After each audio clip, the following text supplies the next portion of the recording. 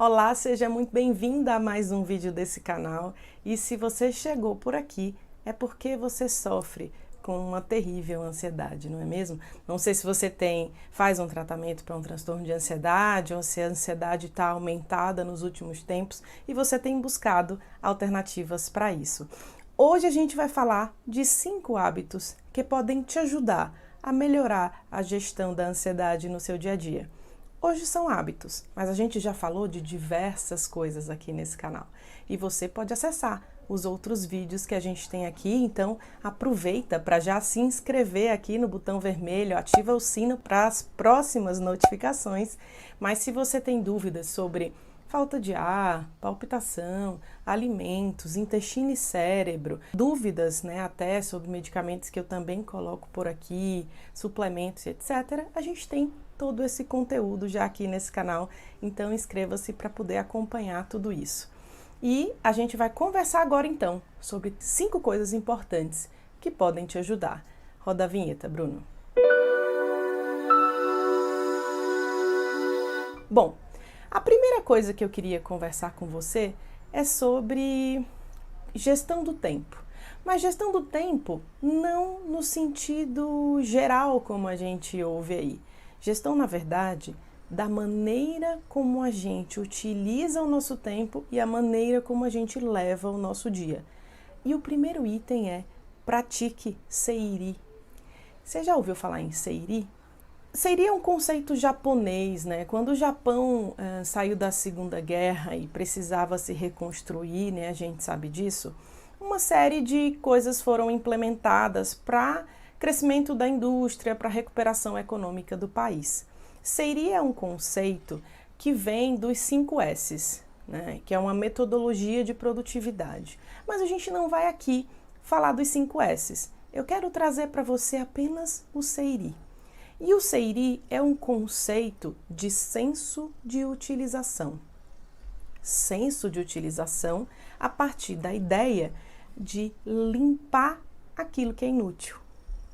Quando a gente tira da frente aquilo que é inútil na nossa vida, e eu estou falando mais especificamente de coisas, de objetos, de atividades, a gente consegue ter um dia melhor, até mais produtivo, né? Já que o conceito vem daí. Mas eu quero trazer essa ideia para você para entender de descontaminação do dia.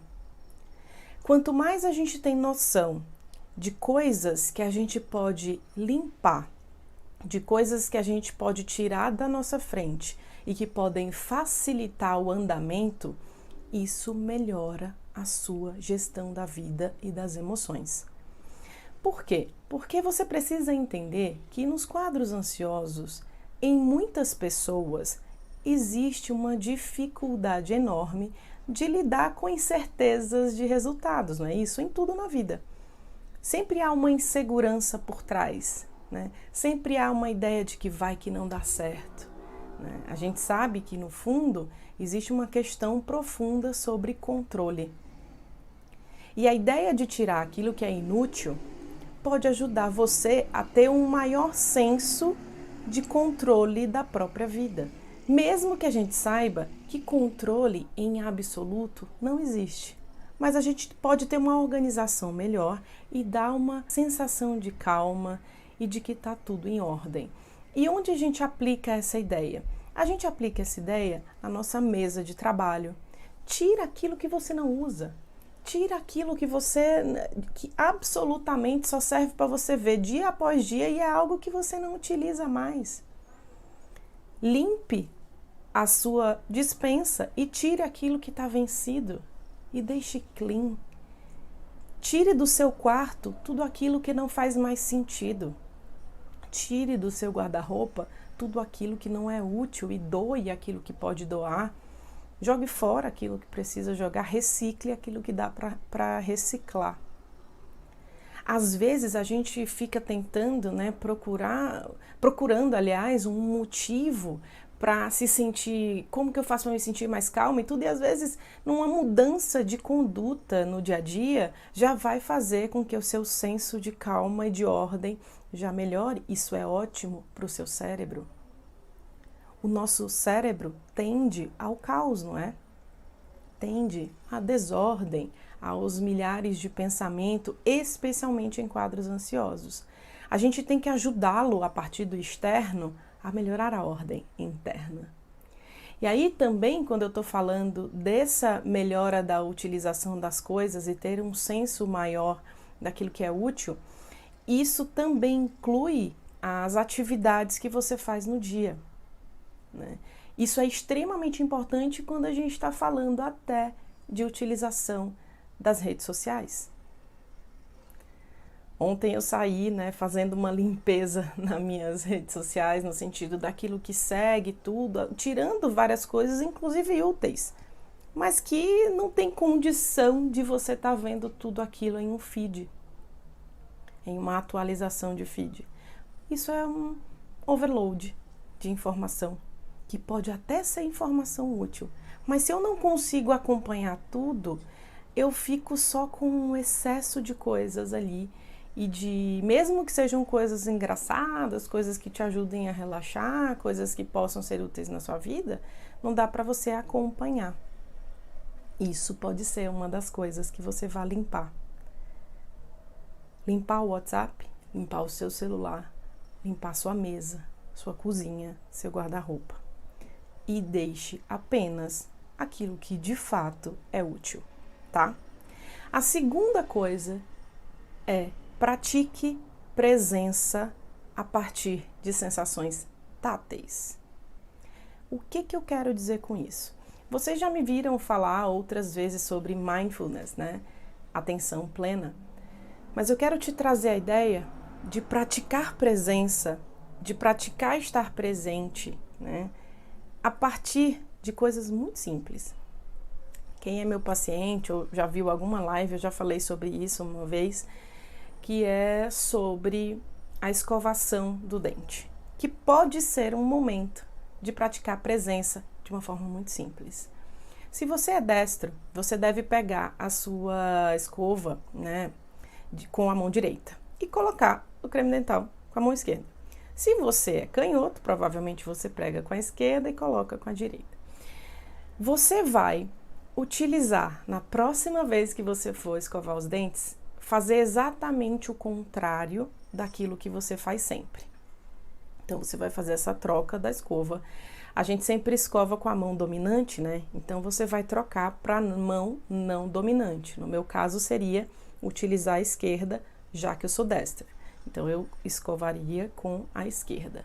Você vai colocar o creme dental com a mão direita, começar a escovar os seus dentes, mas antes disso, feche a porta do banheiro para ninguém invadir o seu momento, né? Para ninguém ficar lá batendo. Avisa que vai ficar 3 minutos lá e que ninguém vai poder utilizar o banheiro. Eu sei que para alguns isso não é uma questão, mas existem casas com muitas crianças, né? Muita demanda, e isso pode ser um fator de atrapalhar você. Então, avisa isso. Você vai então começar a escovar os dentes e sentir, e fecha os olhos, sentir a escovação. Sentir o gosto do creme dental, sentir as cerdas da escova nas suas gengivas. Nesse momento, quando você estiver sentindo, vai vir um pensamento. Porque, né, a gente pensa e pensa o tempo todo. Até monges com alta experiência em meditação desconcentram muito rápido. Imagina a gente, né? Então você vai, quando estiver fazendo isso, vai pensar: ai meu Deus, o boleto, ai eu não fiz tal coisa da tarefa do menino, ai eu tenho que responder o e-mail tal. Vai vir esse pensamento. Você vai permitir que esse pensamento aconteça, só vai deixá-lo de lado e voltar a sentir. Sentir a escovação, sentir em cima, embaixo, em todas as partes da sua boca, percebendo a escova passando aqui pela sua mucosa da boca, tudo isso. Isso é uma forma de praticar presença, atenção plena em coisa muito simples. E é um exercício que parece bobo, mas é um exercício importante quando a gente, no nosso dia a dia, não consegue ficar sentindo as nossas sensações táteis de fato. Na ansiedade, tende-se a perceber apenas aquilo que é desconforto, não é? A gente fica, ai, tá tendo um formigamento aqui, tá tendo um músculo tá mexendo ali, meu olho tá tremendo. Vamos aprender a praticar sensações, percepção de sensações táteis. Para quem sofre com ansiedade, isso é melhor, a percepção das sensações, porque aí você não foca tanto na respiração, nem tanto nas sensações que você vai ter pelo corpo. E se no momento que você estiver praticando isso, tiver alguma sensação desconfortável, né, sentir alguma coisa desconfortável daquilo que você já sente por conta do quadro, permita, deixe acontecer e continue praticando. Da mesma forma que você vai fazer com o pensamento. Vai vir o pensamento, assiste e diz, ó, do lado e volta a sentir. Ele vai continuar ali, depois você lida com isso. São 3 minutos de presença na sua escovação, tá bom? Você pode fazer isso de manhã, pode fazer isso de noite. E você vai percebendo que à medida que o tempo for passando, você vai melhorar a sua concentração e esse momento vai ter cada vez menos pensamento atrapalhando e que você tem a sensação de que não consegue gerir. Vai ficando cada vez melhor, tá bom? Essa é a nossa segundo hábito de hoje que pode te ajudar. O terceiro é reduzir o consumo calórico. A gente já tem trabalhos, né? Depois eu posso trazer um vídeo exatamente sobre esse trabalho, que a redução do consumo calórico por 8 semanas ajudou na melhora de quadros depressivos e ansiosos. Resumindo, comer menos, né, e pode ajudar, porque as pessoas entram naquela beliscação de coisas e aí fazem aquilo que eu já falei para vocês em um outro vídeo sobre swing glicêmico e o quanto isso pode prejudicar um quadro de ansiedade. Falei disso no meu livro Ansiedade Controlada, cujo acesso está aqui abaixo do vídeo se você tem interesse e não leu ainda, porque isso é uma coisa extremamente importante quando a gente está falando dessa gestão da ansiedade, tá? Então, redução do consumo calórico, e eu não estou falando isso de uma forma patológica, tá? Doente. A pessoa começar a não comer e não comer nada porque reduzir o consumo calórico vai melhorar o quadro. A gente está falando de moderação.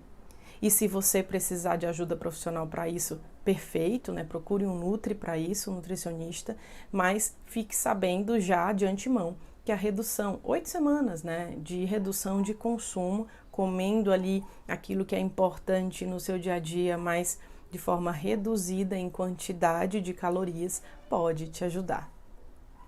Uma outra coisa, a gente falou do primeiro, né, praticar seiri, o segundo, praticar presença, a partir de sensações táteis, o terceiro, redução do consumo calórico, e o quarto que eu quero te dizer é reduza o consumo de informações sobre o seu quadro, sobre especificamente a ansiedade. Eu sou uma pessoa que trago conteúdo para vocês aqui, né? Gosto de fazer, tento trazer as melhores explicações e tirar as dúvidas. Sei que tem outros canais, outros colegas que fazem isso muito bem, com ótimos vídeos. Tem coisa no Instagram, tem tudo. Ótimo que você siga. Maravilha. Siga quem você quer e quem te ajuda. Mas selecione uma quantidade X de informações para você ver e pronto. Eu me preocupo com isso porque, gente, algumas pessoas veem isso o dia inteiro. Passam o dia inteiro pesquisando sobre sintomas, pesquisando sobre o que tomar, conversando com pessoas que sofrem disso, né? Não que isso seja um problema, muito pelo contrário, suporte ajuda, né? Comunidade ajuda. Mas a gente tem que ter uma preocupação de que o fato da internet nos gerar uma quantidade maior dessas informações, a gente pode entrar num overload. Um overload que, ao invés de te ajudar com a informação, ele te prejudica. Porque você tem que entender que existem outros quadros específicos, pessoas com personalidades muito diferentes da sua, que podem te trazer informações, por exemplo, em alguns grupos, que não têm a ver com o seu quadro, e você pode se apropriar disso. Então, se você faz parte de alguma comunidade mediada por um profissional, pergunte para esse profissional, Não fique procurando informações de pessoas que tiveram problemas com outras coisas que você pode se apropriar, como até não adaptação a determinados tipos de tratamento que você acha que com você vai acontecer a mesma coisa. Então, a minha intenção nesse item é ter um cuidado com você no sentido daquilo que você está pegando de informação. Selecione grupos e profissionais que você quer seguir, né? Aquilo que você acha que vai ajudar, fique restrito a isso e não saia ampliando muito. Porque tenho conversado assim com algumas pessoas e de fato, né, passam o dia inteiro vendo só sobre isso. E tudo aquilo que você foca, cresce. Quanto mais você vê só sobre isso, mais você sente isso, no sentido de autossugestão que eu tô falando, né, de aumento do foco sobre questões de sintomas, e isso pode não te ajudar muito. Aliás, pode ser um fator que atrapalhe você, tá bom? E o nosso último item tem a ver com sono. Tente dormir mais cedo. Quando se tem um quadro, né, de ansiedade, às vezes a insônia é um dos sintomas. Eu entendo. E é isso mesmo, inclusive a gente trata para que a pessoa durma melhor. Mas muitas pessoas não têm insônia. E não tendo insônia, também não tem muito cuidado com o horário que vai dormir. A gente não está aqui falando de tipos de biologia no que diz respeito a sono, tá? Existem pessoas mais produtivas de noite, outros mais produtivos à tarde, outros pela manhã. Não é disso que eu tô falando. Eu tô falando que se você tem um sono bom quando você vai dormir, mas a sua questão hoje em dia, você não tem observado os seus horários e isso tem te deixado cansada de manhã, não tem se sentido produtivo, isso pode ser por conta de você estar dormindo muito tarde. Não estou aqui, falando de distúrbio de sono, mas sim que dormir mais cedo pode ser um fator de ajuda para você na gestão da sua ansiedade. Certo?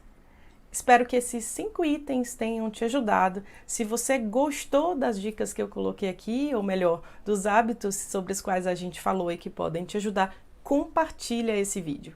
Manda para quem você acredita que pode se aproveitar disso para ter uma vida melhor. Manda para os teus grupos, para o WhatsApp. E se você não está inscrito nesse canal ainda, clica aí no botão vermelho e inscreva-se. E eu te aguardo no nosso próximo vídeo. Até lá!